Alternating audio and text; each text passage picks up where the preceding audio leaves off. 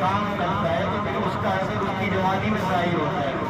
بچہ بچپن کے اندر اچھے کام کرتا ہے تو جوانی اس کی اچھی ہوتی ہے، جوانی کے اندر انسان اچھا کام کرتا ہے تو پھر بڑھاپا اس کا اچھا ہوتا ہے۔ انسان اپنی زندگی کے اندر اچھائیوں کو فروغ دیتا ہے، اعمال صالحہ وہ کرتا ہے، اچھائیوں کو فروغ دیتا ہے تو پھر اللہ تبارک و تعالیٰ اس کی آئندہ آنے والی نسلوں کے اندر بھی اچھائیوں کو فروغ دیتا ہے۔ اس کا انسان کی زندگی کا اثر اس کی آئندہ نسلوں پر بھی پڑتا ہے۔ ایک واقعہ میں بتاتا ہوں، ایک بچہ، ایک چھوٹا سا بچہ ہے کہ وہ ایک استاد کے پاس جاتا ہے، ایک عالم کے پاس جاتا ہے۔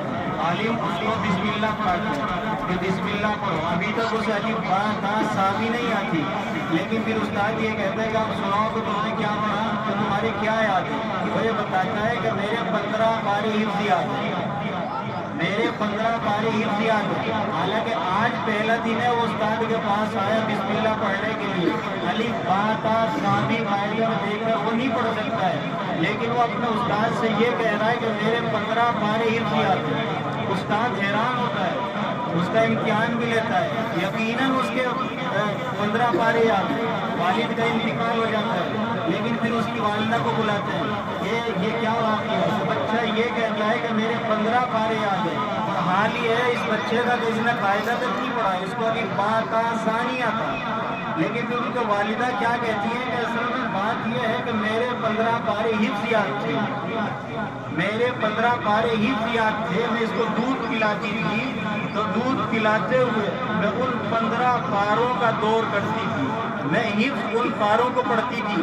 اس کا نتیجہ یہ ہوا کہ یہ بچہ میری گود میں تھا، یہ گود میں رہا، دودھ پیتا رہا تو 15 پاروں کو سنتا رہا، تو اللہ تبارک و تعالیٰ نے ان 15 پاروں کو اس کے دل کے اندر، اس کے دماغ کے اندر جاگزی کر دیا، اور بغیر پڑھے وہ اس کے 15 پارے یاد ہوئے۔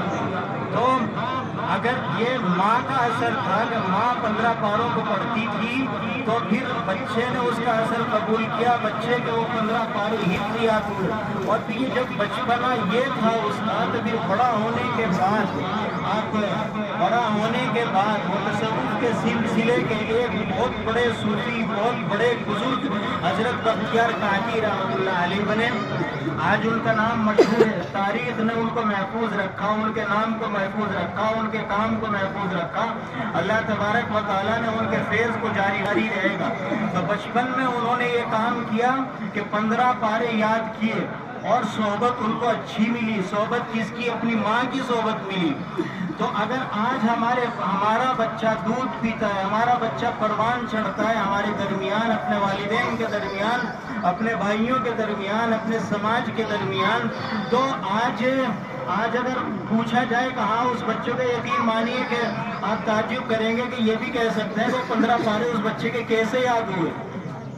آج اس کا ایگزامپل اس طرح بھی لے سکتے ہیں، ہمارے بچے اسکول میں جاتے ہیں، تو اسکول میں جاتے ہیں، وہ KG LKG یا فرسٹ میں ہوتے ہیں، لیکن ان کے 10 پوئم یاد ہو جاتی ہے انگریزی کی، اور ان کے معنی اور کوئی ترجمہ ان کا یاد نہیں ہوتا۔ عام طور سے بعض گھروں میں ایسے بچے بھی ہیں کہ وہ